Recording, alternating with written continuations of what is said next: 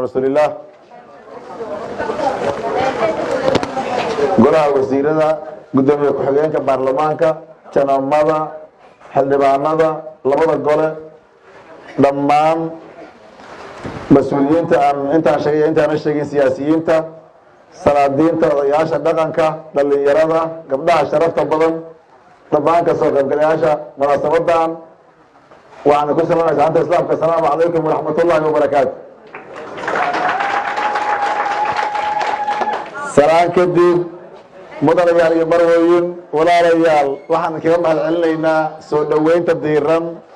walaalnimada sharafta dowladnimadu ay ka muuqato ayaan si in badan kaga mahad celinaynaa waxaan idinka raali garanaynaa inaan soo daahnay muddo la taagnaa waxaan soo ogahay inaad u leedihiin dulqaad iyo sabr iyo dowladnimo jacayl iyo sidaad u rabtaan wadaagga taasaan runtii aan ogahay waxaan leenahay waa laydinku yaqaanay waana runtii idinka muuqataa intaas kadib degmada Gallisoor sida magacaba ka muuqata magacaba laga fahamsan yahay waxay leedahay waxay dad badan uga duwan tahay oo Soomaaliyeed Gallisoor meel sooriyeynta iyo soo dhaweynta iyo sharafta ku fiican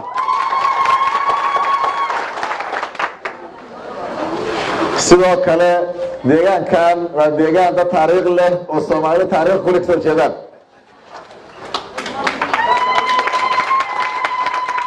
oo dowladnimada iyo horumarka iyo dalka iyo difaaciisa iyo diinta iyo difaaceeda lagu yaqaano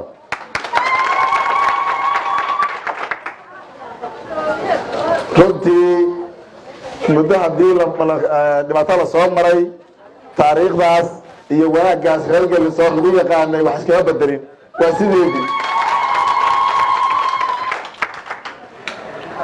intaas kadib walaalayaal mudanayaal iyo mudanayiin waxaan rabnaa haddii ilaahay yidhaahdo magaaladan inay noqoto magaalo saldhig u noqota dib u heshiisiinta galmudug haddii ilaahay yidhaahdo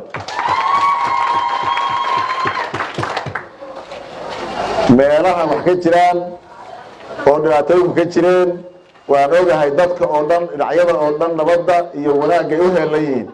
waase taaba gelinaynaa oo gobashii iyo saldhiggii baan ka dhigaynaa Gallisoor haddii ilaahay yidhaahdo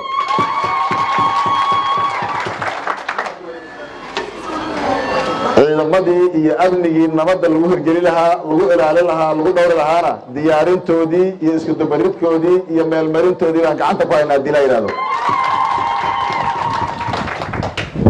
degmada Gallisoor reer Gallisoorna tiir dhexaad baa u tihiin waana hubaa inaad dhinac walba aad dadka reer galmudug ugu horeysaan haddii ilaahay yidhaahdo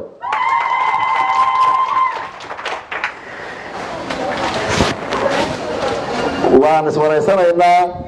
wixii degmadan horumar ay u baahan tahay oo adeegyada bulshada ah oo baahiya oo ka jirana si gaara ayaan u xusaynaa haddii ilaahay si nabadgelyada iyo dib u heshiisiinta